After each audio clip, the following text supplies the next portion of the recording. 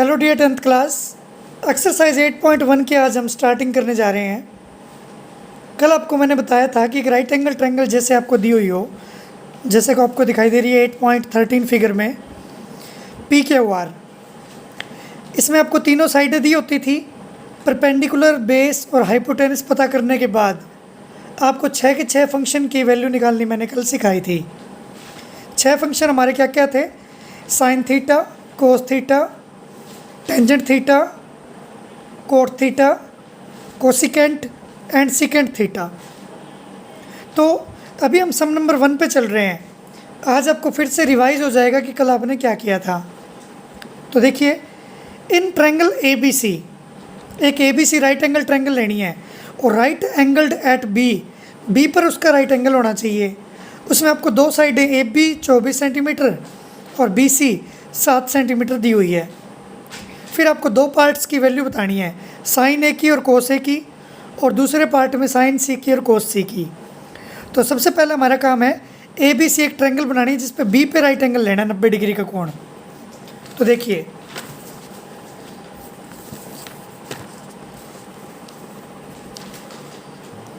ये हमने एक राइट एंगल ट्रायंगल ले ली A B C. Right angle इसने बी पे कहा है तो बी पॉइंट यहाँ लेना पड़ेगा। A B C right angle triangle होगी। आपको ए बी 24 सेंटीमीटर और बी सी 7 सेंटीमीटर दी हुई है।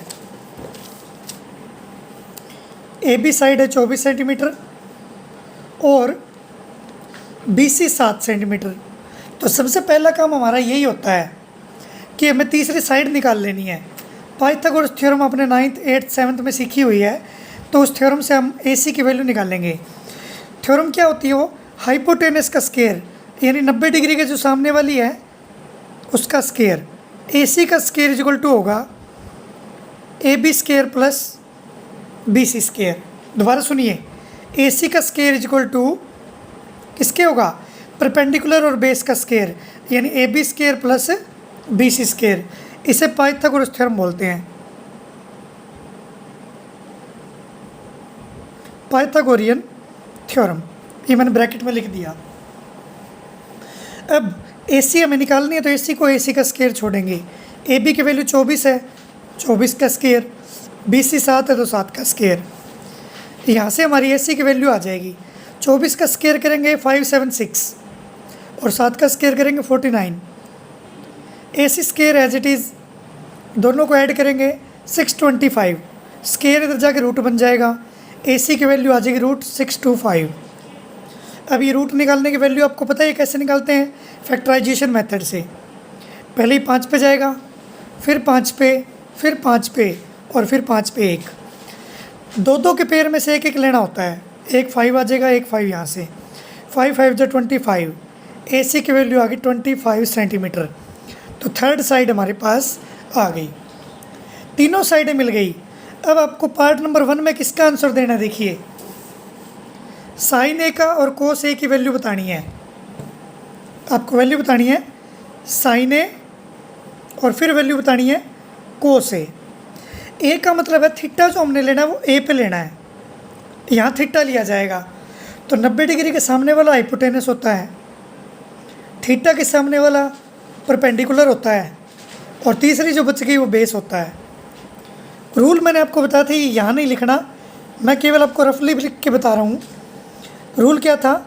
साइन, कोस, टेंजेंट की वैल्यू निकालने का। P B P, H H B.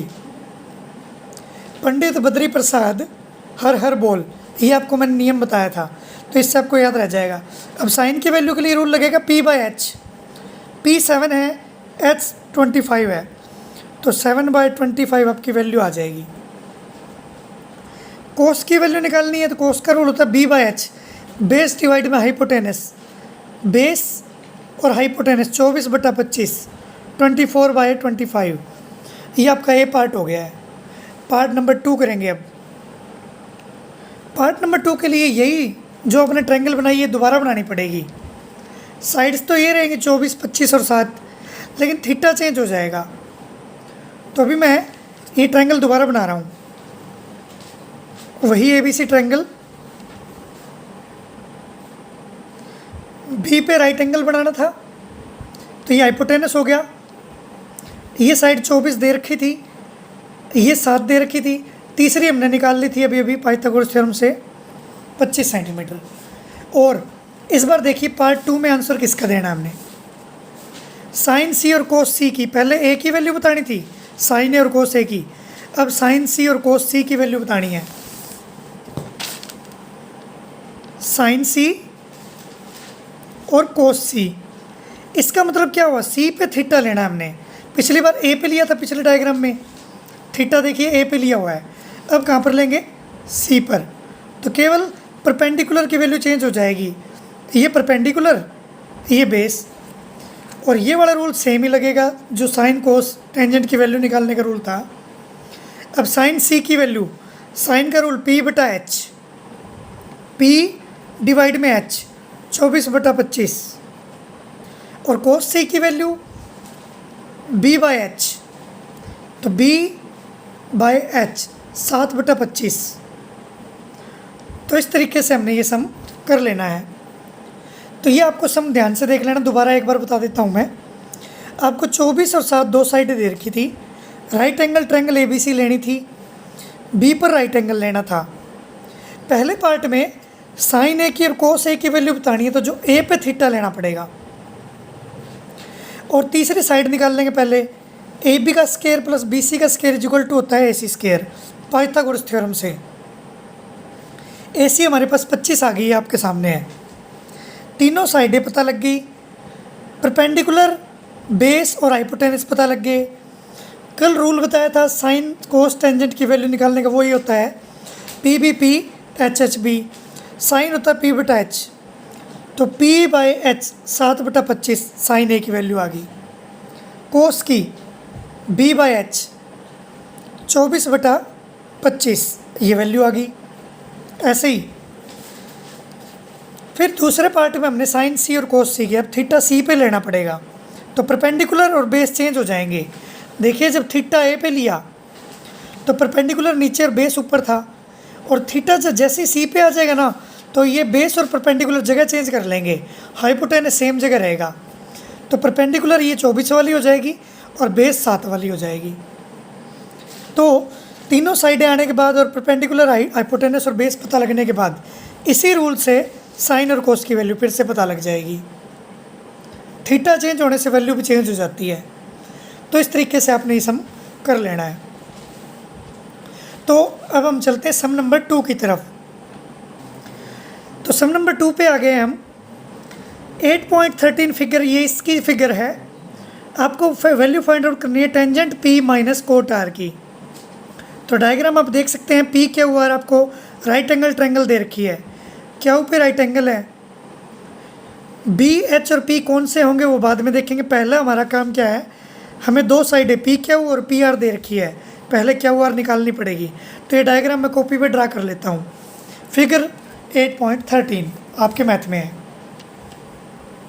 तो देखिए एक right angle triangle P Q R लेनी है हमें, पी क्यू आर, ये 12 सेंटीमीटर दे रखी है पी क्यू, पी आर आपको दे रखी है 13 सेंटीमीटर 13, और राइट एंगल दे रखा है आपको क्यू पे।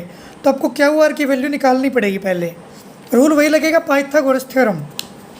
पाइथागोरस थ्योरम कैसे होती है, हमेशा हाइपोटेनस पी आर का स्क्वायर, ये हाइपोटेनस है पी आर, इसका स्क्वायर इक्वल टू होगा पी क्यू का स्क्वायर प्लस क्यू आर का स्क्वायर। पिछले सम जैसा ही रूल है, बस नाम ए बी सी था उसमें, इसमें पी क्यू आर है।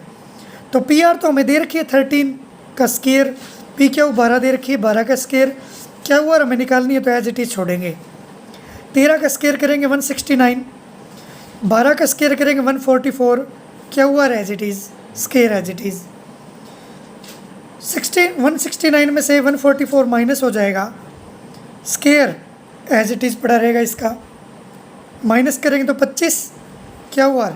अब स्क्वायर नहीं लगाएंगे यहाँ, वो जो स्क्वायर था वो दूसरी साइड जाकर रूट बन जाएगा। तो क्यू आर की वैल्यू कितनी आ जाएगी, 25 का रूट 5 होता है। तो आपकी तीसरी साइड 5 सेंटीमीटर आ गई। अब हमें देखना है कि परपेंडिकुलर कौन सा होगा, बेस कौन सा होगा, हाइपोटेनस कौन सा होगा। तो हाइपोटेनस में तो आपको सोचने की भी ज़रूरत नहीं है, राइट एंगल के सामने वाली जो साइड होगी वो हाइपोटेनस होगी। अब रह गया परपेंडिकुलर और बेस। तो अब देखिए वैल्यू आपको किस चीज़ की बतानी है, tangent P minus cot R। तो पहले टेंजेंट P की वैल्यू निकालेंगे तो P पे थीटा लेना पड़ेगा। तो परपेंडिकुलर कौन सा होगा, इसके सामने वाला ये परपेंडिकुलर होगा, तो तीसरी साइड होगी बेस। रूल फिर से लिख देता हूँ मैं वो वाला, ये रूल बार बार आपको लिख के बता रहा हूँ मैं ताकि आपको पक्का हो जाए, ये आना चाहिए। Sign cos tangent PBP HHB। तो टेंजेंट का रूल होता है P/B, परपेंडिकुलर डिवाइड में बेस। P 5 है, B 12 है, 5/12 टेंजेंट P की वैल्यू आ जाएगी। तो tangent P minus cot R की वैल्यू हमें बतानी है, और टेंजेंट P की वैल्यू भी हमने निकाल ली। दोबारा देखिए टेंजेंट P की वैल्यू, थीटा P पे लेंगे तो परपेंडिकुलर यही होगा, ये बेस। टेंजेंट का रूल होता है P/B, P/B 5/12 माइनस। अब कोट R की वैल्यू बतानी है, अब थीटा R पे लेना पड़ेगा, तो यहाँ से थीटा कैंसिल हो जाएगा, थीटा आप लेंगे R पे, तो ये थीटा आ गया। तो परपेंडिकुलर हो जाएगा ये वाला इसके सामने वाला, और ये साइड कौन सी हो जाएगी, बेस। इंटरचेंज हो गई जगह। दोबारा सुनिए, P पे थीटा लिया तो ये परपेंडिकुलर, अब R पे थीटा ले रहे हैं तो P सामने वाली यानी 12 वाली हो जाएगी। तो ये P हो गया, ये 5 हो गया। अब कोट की वैल्यू बतानी है, कोट R की। तो देखिए इस चित्र में साइन के नीचे क्या होता है, कोसिकेंट, कोस के नीचे होता है सिकेंट, और टेंजेंट के नीचे क्या होता है, कोट। कोट की वैल्यू हो जाएगी B/P। तो B कितना है, 5, और P कितना है, 12, तो इसकी वैल्यू भी 5/12 आएगी। आप कहेंगे सेम वैल्यू आ गई, लेकिन देखिए टेंजेंट P की वैल्यू कोट R की वैल्यू के बराबर होगी। टेंजेंट P में थीटा P पे लिया था, कोट R में थीटा R पे लेना है, तो P और B ने जगह चेंज कर ली, तो कोट की वैल्यू B/P होती है, तो B/P 5/12। और अब आपको पता ही है, सेम में से सेम माइनस करते हैं तो आंसर क्या आता है, 0। 0 आपका आंसर है। तो इस तरीके से आपने सम कर लेना है।